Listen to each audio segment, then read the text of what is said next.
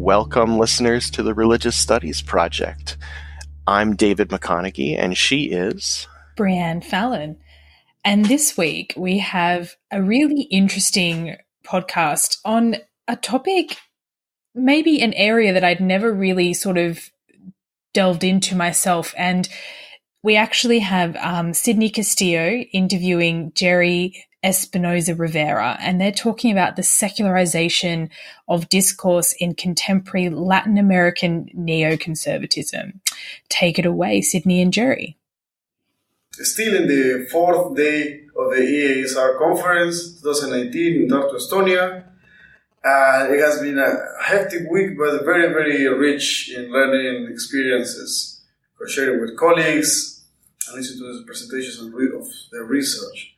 And now I'm sitting here with Professor Jerry Espinoza Rivera.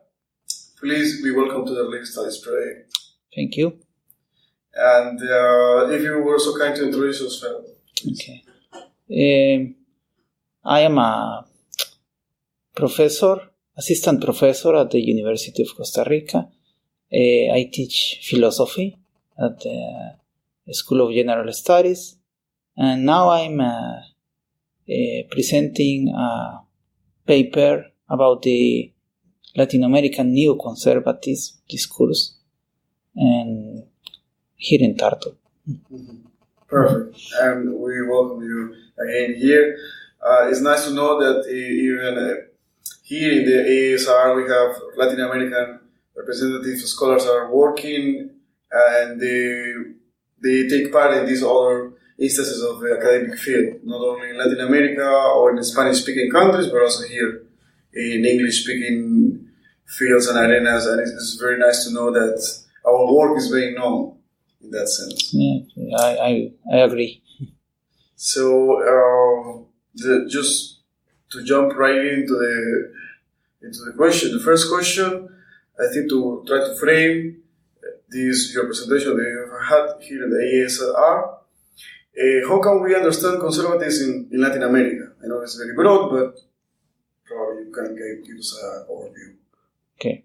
I differentiate between the traditional conservatism and the new conservatism. Traditional conservatism in Latin America is closely related with the Catholic Church. You know that Catholic Church have had a very strong influence in Latin America, especially in politics. And traditional conservatism have been closely related with the Catholic thought. So in my presentation, I make a review of this ideological approach of the Catholic Church, especially during the 19th century, because there is a big difference between the Catholic thought before the Council of Vatican II and after the Council of Vatican II.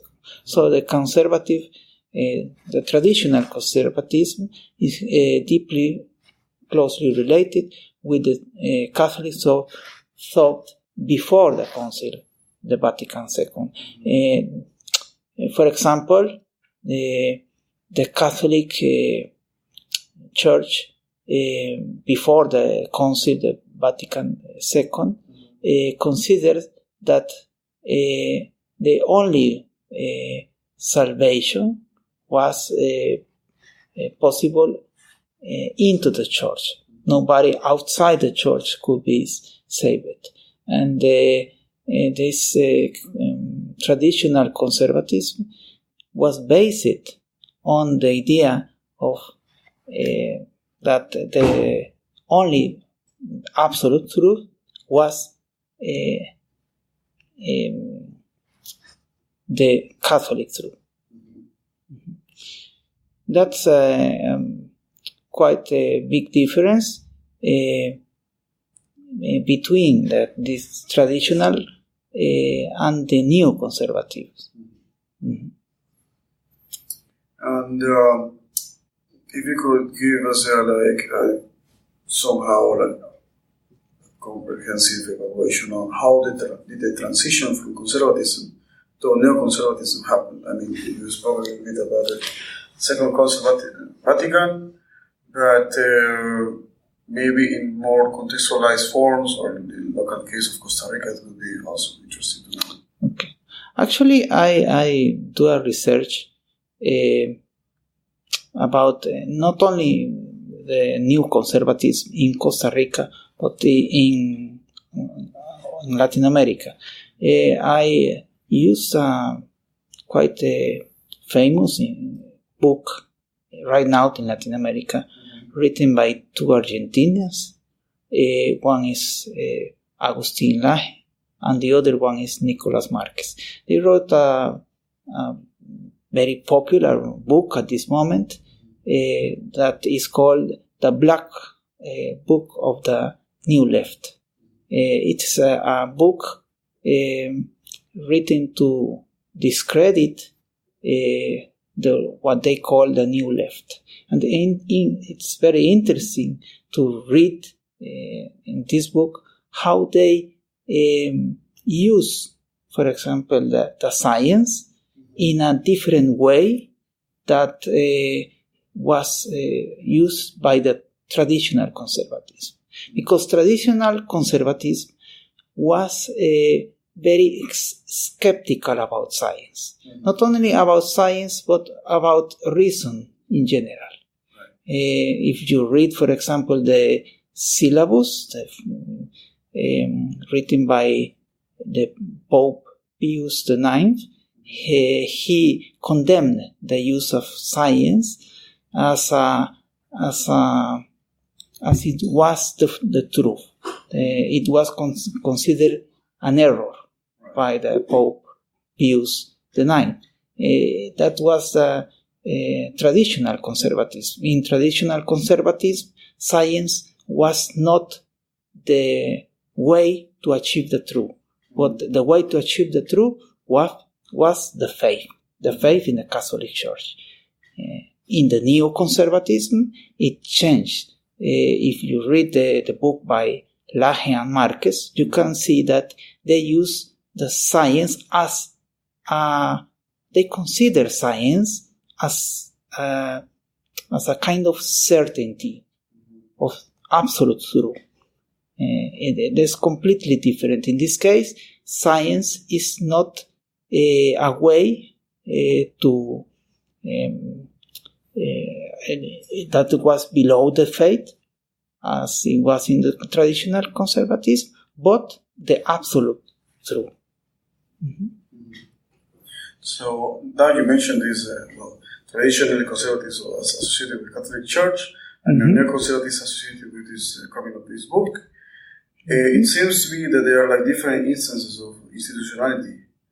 So how, and also if the book, the contents of the book are also related to religion in some way, in which way? Yeah, that's another very interesting issue, that this new conservatism is not considered religious conservatism. Of course, on the ground they are religious, but they don't use the religious discourse to justify their ideas. They use science, they use another kind of justifications. For example, in this book, the book of the Black Book of the New Left, they never quotate the Bible, because they try to demonstrate that it's science what demonstrates, what proves that,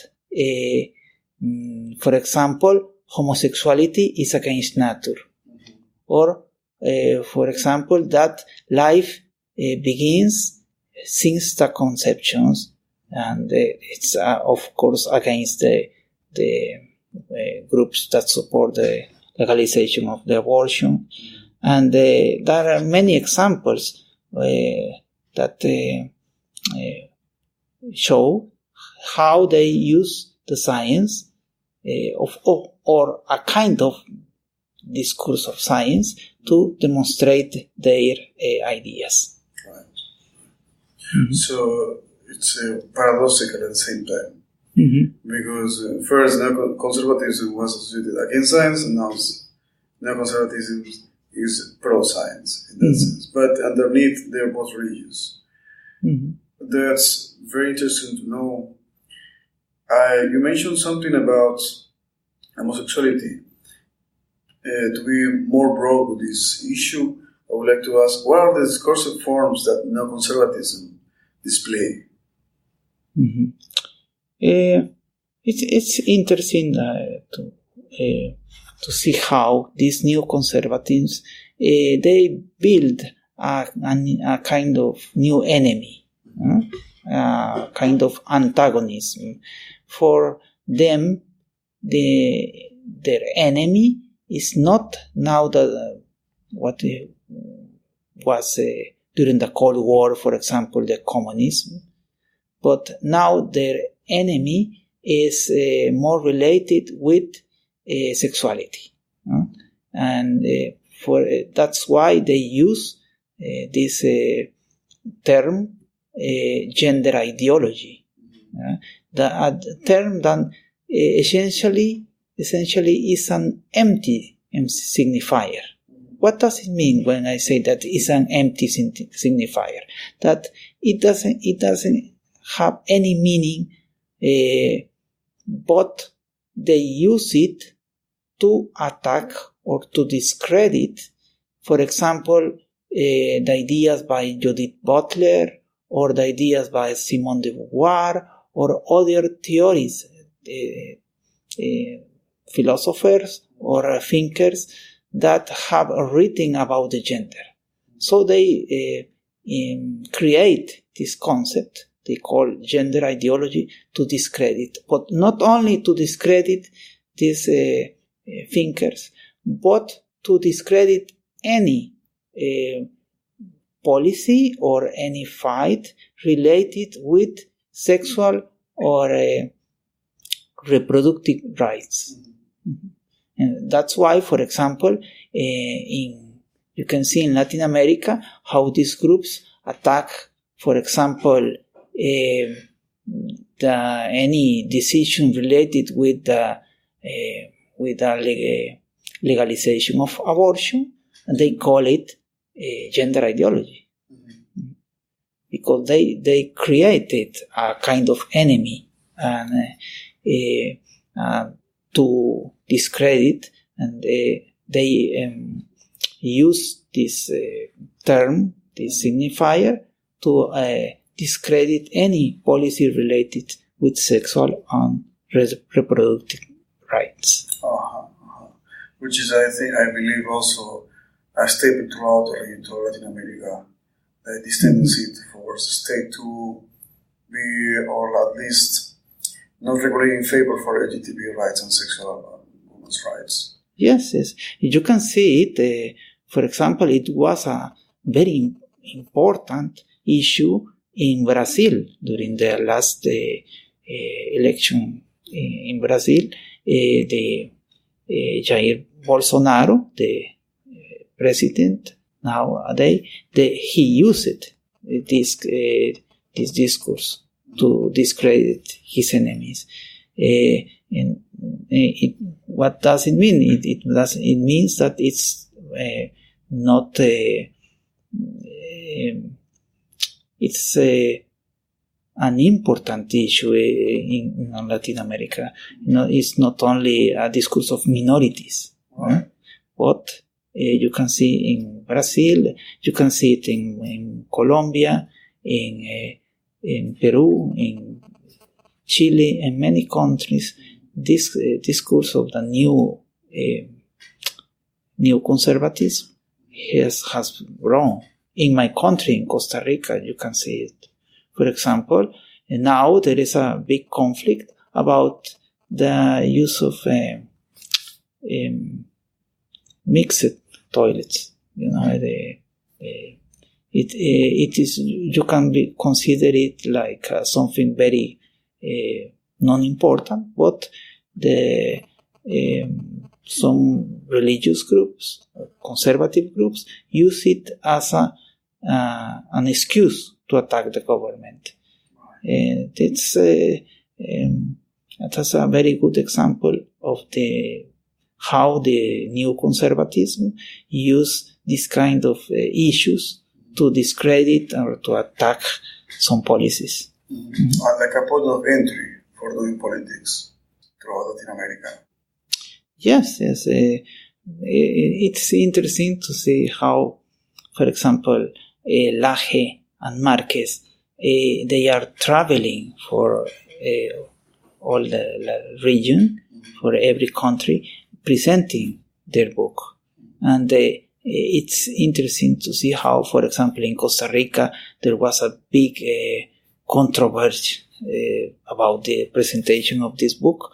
But you can see that they are looking for this kind of controversies because they know that it made them famous.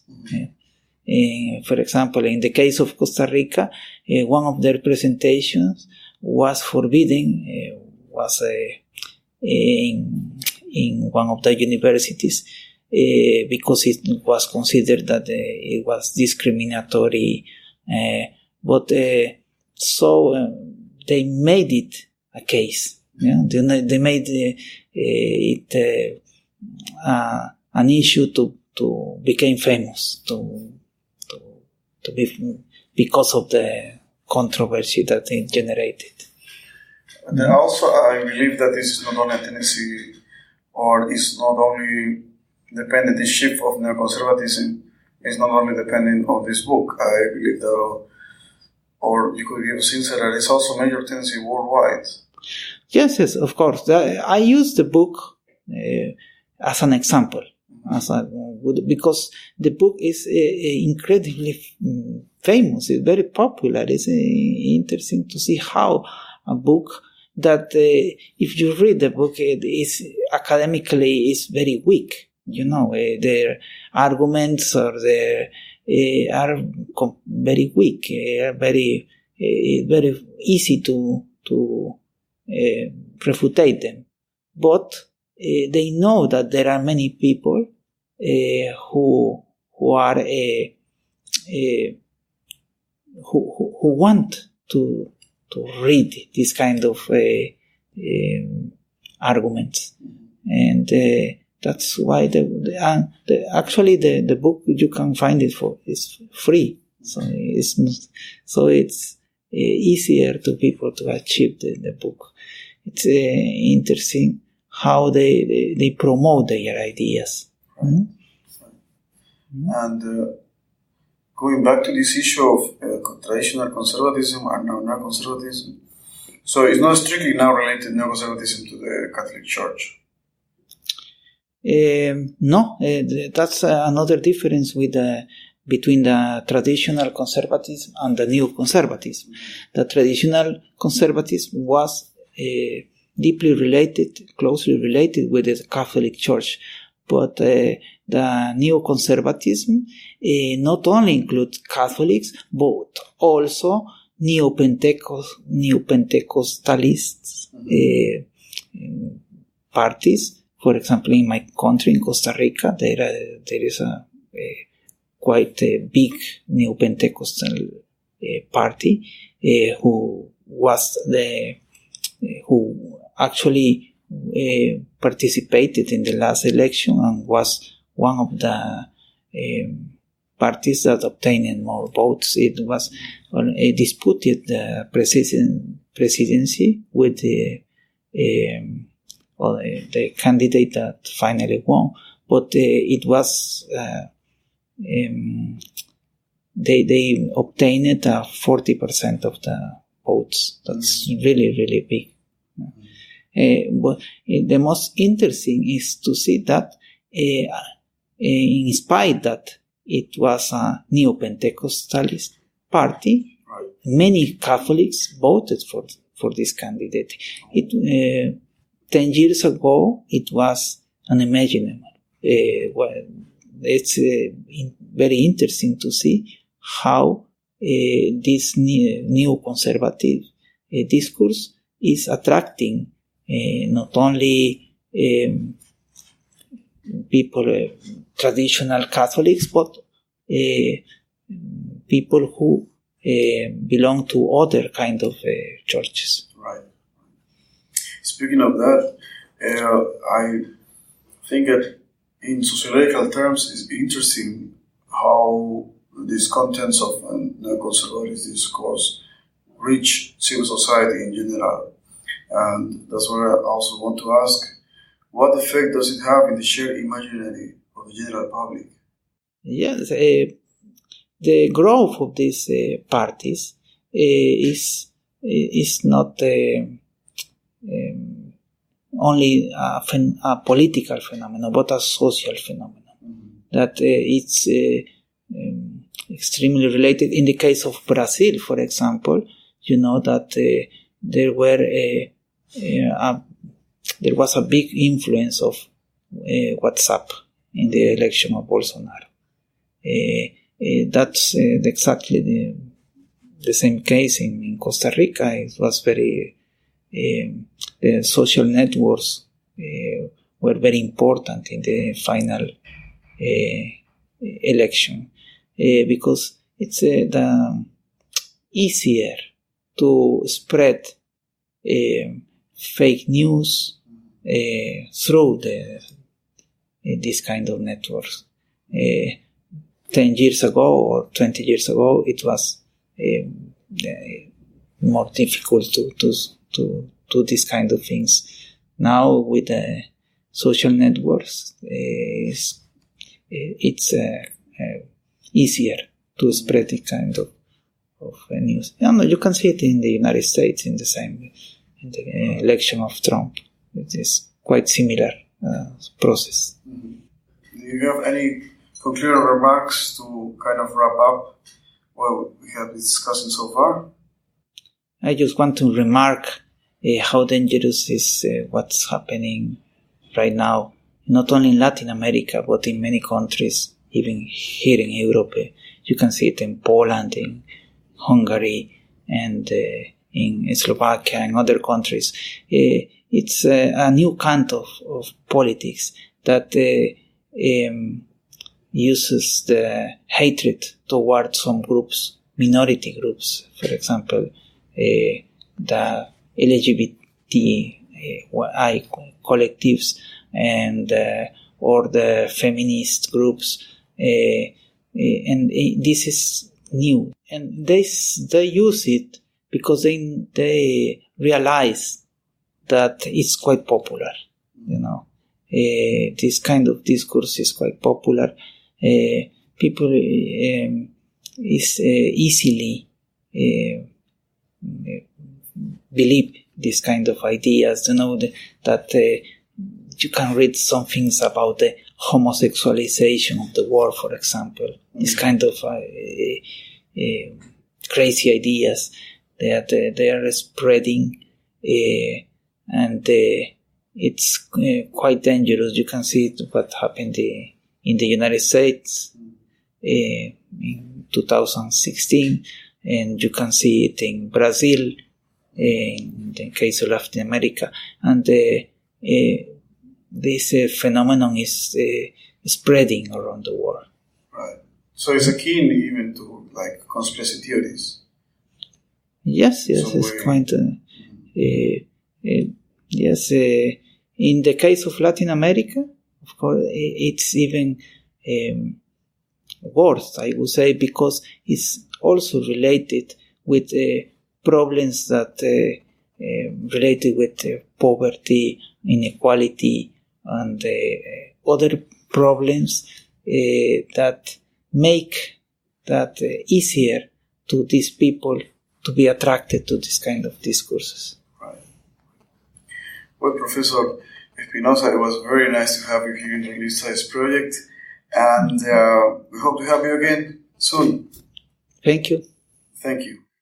Well, that was a very enjoyable podcast. Thank you so much, Jerry and Sydney, for your contributions.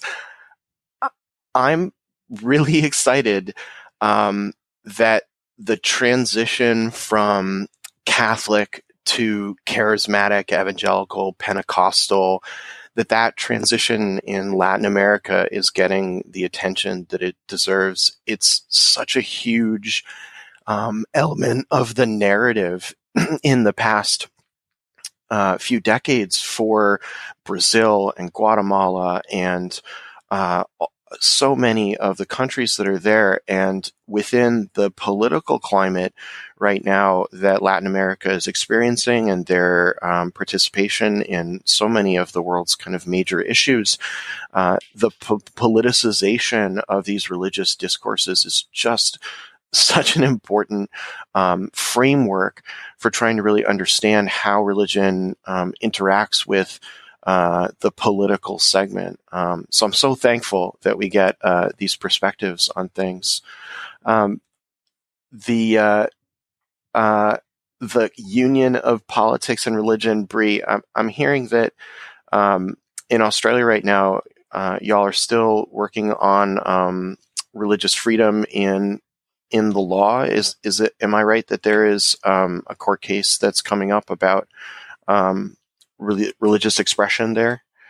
Yeah, it's been a hot topic really over the last or even 6 months to a year. Perhaps the case that you're referring to is the case involving a footballer, Israel Folau, I think might be the one that's probably gained the most media attention. And we spoke about it previously in a discourse episode, actually, when we looked at the state of religion in Australia in that particular episode. And in a nutshell, for those who didn't hear that, Israel Folau, quite a well-known player from a charismatic conservative church out in Western Sydney, I believe.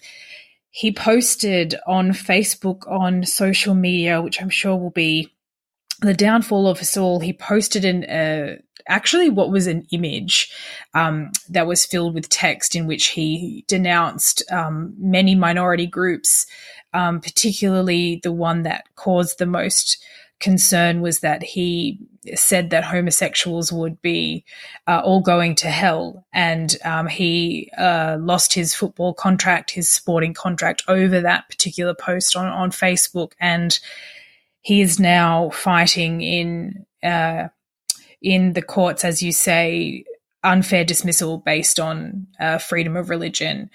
He has not been reinstated. He has not got his contract back as such as yet.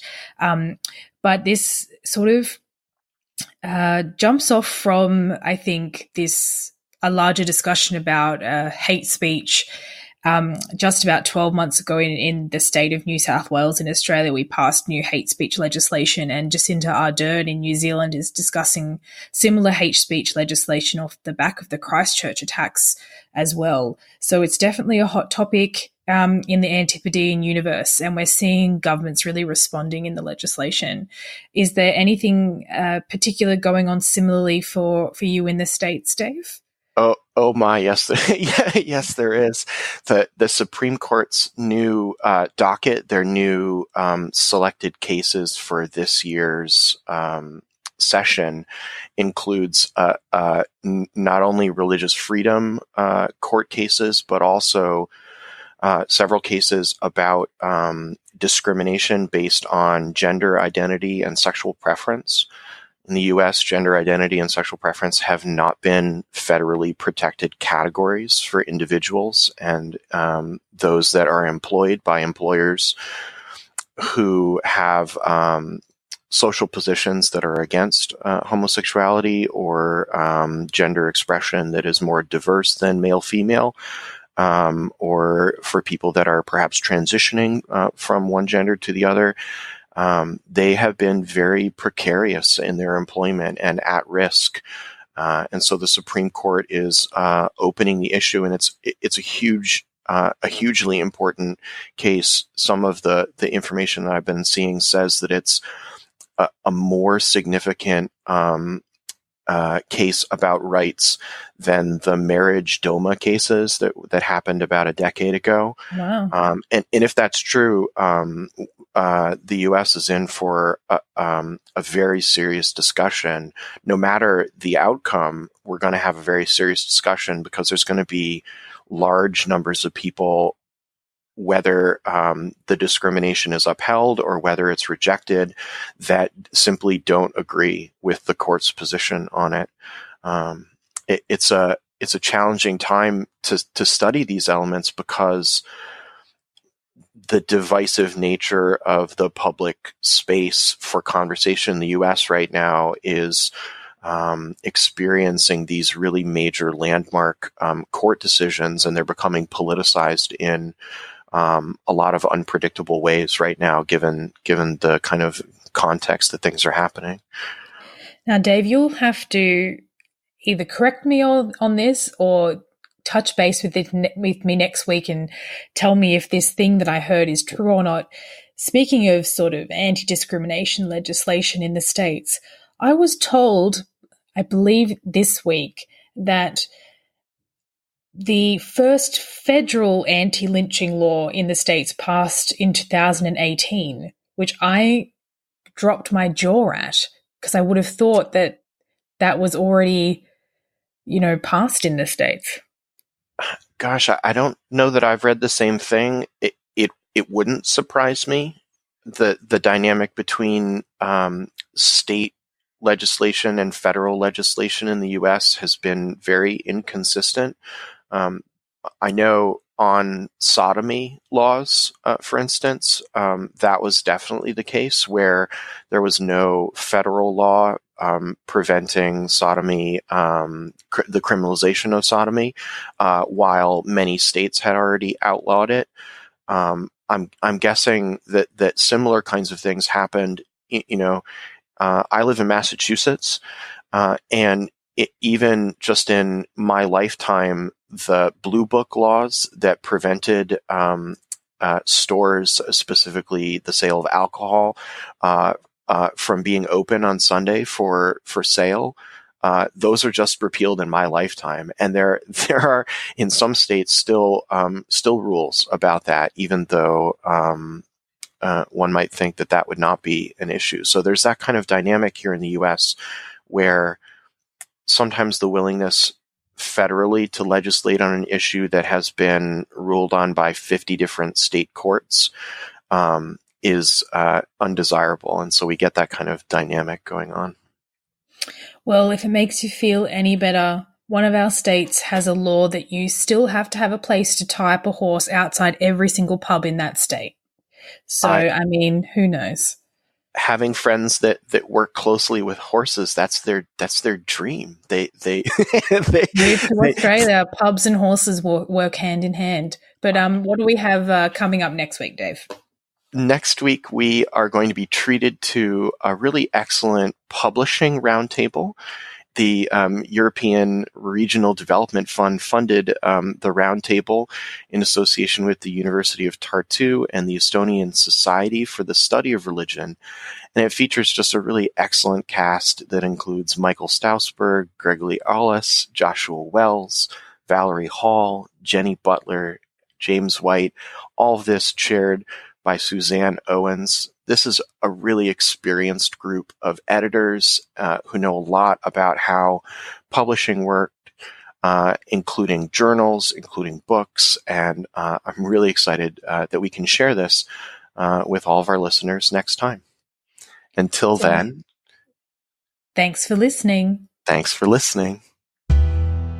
The Religious Studies Project is sponsored by the British Association for the Study of Religions, the North American Association for the Study of Religion, and the International Association for the History of Religions. The Religious Studies Project is produced by the Religious Studies Project Association, SCIO, a Scottish charitable incorporated organisation, charity number SC047750. Brought to you by editors Brianne Fallon and David McConaughey, and founding editors Chris Cotter, that's me, and David Robertson, that's him. Our features are edited by Rebecca Barrett-Fox, with marketing managed by Benjamin Marquez. Our Opportunities Digest managed by Ella Bach, podcast transcription by Helen Bradstock, and social media managed by Ray Radford. Don't forget, you can support the project by using our amazon.com.co.uk and .ca links, or donating at patreon.com/projectrs. And you can find us on Facebook, Twitter, YouTube, iTunes, and other portals. Thanks for listening.